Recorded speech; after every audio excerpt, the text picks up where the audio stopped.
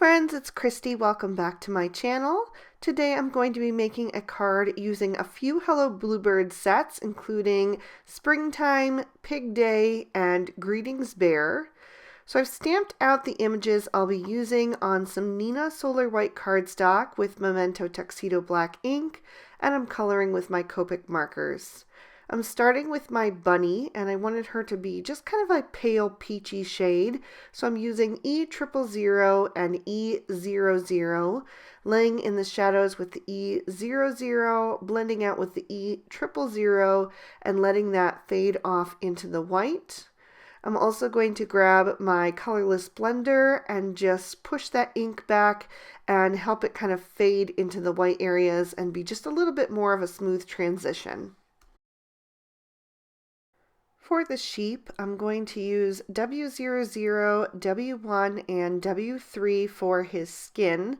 I love blackface sheep. I just think they're so sweet. They're my favorite. When I go to the fair, they're always the ones I gravitate towards. So I decided to do that on today's card. But I didn't want his face to get too dark, so I'm just starting with kind of a middle gray, the W3 for my shadows. And then I'm blending out with the W1 and the W00. And then I did go back and do a double layer on him just to intensify the saturation of those grays. So just real quick and easy, since the shadows and highlights are already laid in, just to go over those. And then for his wool, I'm just going to do W00 and W1, starting with the W1, trying to make him look nice and fluffy by following the curved lines that the artist has drawn. And then blending out with the W00, and just like the bunny, I'm going to let that fade off into the white so he doesn't look too dark. And for his hooves, I'm going to use W5, and I just colored those solid since they were so small. Next, I'm bringing in RV10 and RV11. I'm going to color both of their noses with the RV11, and then I'll use both shades on the bunny's ears. Just use the RV11 close to his head and blend it upward with the RV10. I used the RV10 to give him some rosy cheeks. It wasn't dark enough on the lamb, so I brought in the RV11 for that and then went back over it with the RV10. For the little birds, I'm using BG10, BG11, and BG13. I'm putting the shadow toward the back of their bodies and their tails and blending forward with the BG11 and then using the BG10 on their face. And I did do a double layer on them as well, just to intensify the saturation of that aqua blue. And I did the second one off screen just to save you some time in the video. I'm also going to be coloring in some of the accessory images off screen. I'll just pick certain ones to highlight. So for this tulip balloon, I'm using RV23, RV25, and RV29. Putting some shadow down toward the bottom and then blending upward, since that would be where the sun would hit. I did also add a little bit of shadow on the tips where they're slanted, just to create a little bit more dynamics there. And then just blending up with the lighter shades. I'm trying to keep the darkest colors confined toward the bottom so that it doesn't get so dark that it loses the look of a balloon, but it did need just a little bit more intensity, so I did do a double layer on that as well. I often do this just because I feel like it just really brings the images to life. So I've colored a few more accessory images, and now I'm moving on to my yellow combination. For that, I'm using Y13, Y15, and Y17, and I'm going to color in the flame on the candle of the birthday cake and one of the butterflies, and I'll do a few other images as well off screen. And the next combo I'm using is R20, R21, and R22. I wanted kind of a peachy tone. And by the way, I pulled these colors directly from a pattern paper pad.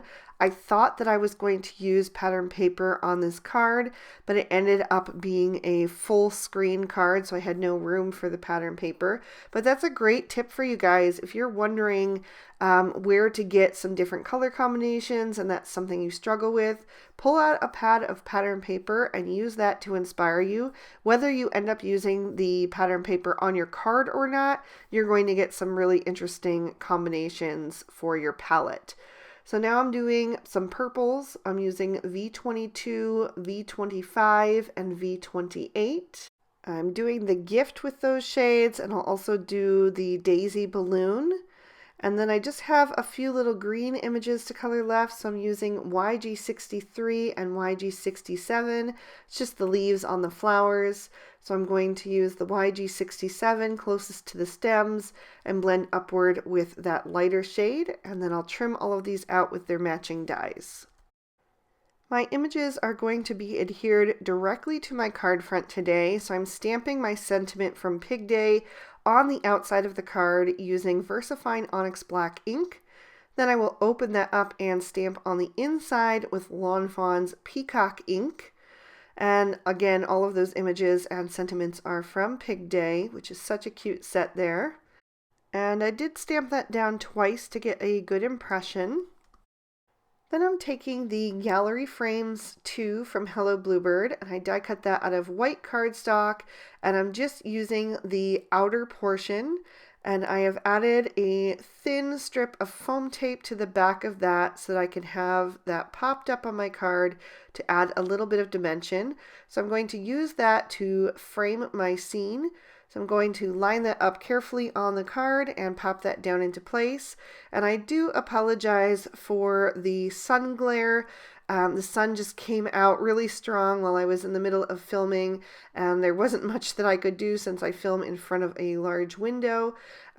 So anyway, I'm going to try to edit that out as much as possible, but there are still parts where I had to leave that in the video. Then I'm taking the Lawn Fawn Stitch Hillside borders, and I cut one strip out of Lawn Fawn's Noble Fir cardstock and the other using MFT's Sour Apple. So I'm going to take the Noble Fir and adhere that directly down inside that frame. And then the Sour Apple, I've added some more foam tape to the back of so that I could pop that up to be level with the frame. Then I'm going to begin to adhere my images with a mixture of liquid glue and foam tape. So I'm starting with that tulip balloon. I've added that flat to the card behind the bunny, and then the bunny I popped up with foam tape, and the daisy balloon is also popped up with foam tape just to create a little bit more depth in the scene. And then I'm going to add the lamb over on the right hand side. I'm going to give him a party hat. I'm also going to give the bunny a party hat. I just thought it would be fun to do a springtime birthday card since I don't really give cards just for spring, but I love these little critters, and there are plenty of birthdays in the spring, so why shouldn't they have some fun, cute images for the season? So I added the little cake to the lamb's hand, and then I added the gift between them, and I'm going to have the bird standing up on top of the gift. The other one is going to go down in the bottom right corner next to the lamb, kind of looking up at him. And then I have these 3 flowers left that I wanted to add to the scene, and I wasn't sure where I was going to put them at first, but I decided to kind of adhere them all in a row on top of the front grassy border. I thought that looked a little empty, so that kind of filled up that space and extended those pops of color down in that area as well. I decided the sky was a little too empty, so I'm going to take 2 clouds from the Lawn Fawn Spring Showers stamp set, and I'm going to nestle it behind that tulip balloon there, just making sure that it fits in the space below the frame. And then I also had a smaller one that I thought looked cute behind the lamb, so I'm going to adhere that with liquid glue as well. So both of those are flat, so they're pushed back a little bit into the scene. And to push them back even further and add a few more pops of color into the top half of the card, I'm going to take those two butterflies and adhere them kind of overlapping the clouds. I decided to move the yellow one a little bit more toward the right just to fill in that space. I felt like the right corner was a little empty. I'll give you another peek at the inside of the card and a look at all of that detail. And I want to thank you guys so much for watching. Again, I apologize for the sun. There wasn't much I could do about that, but I do hope you enjoyed the video. If you did, please be sure to give it a thumbs up and subscribe to my channel if you haven't already. I would love to have your support.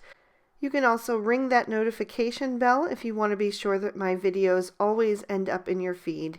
And if you'd like to keep on watching, here are 2 extra videos I thought you might also enjoy, so you can click on either one of those to check them out. I hope that you all are doing well and that you have an amazing day. Bye-bye.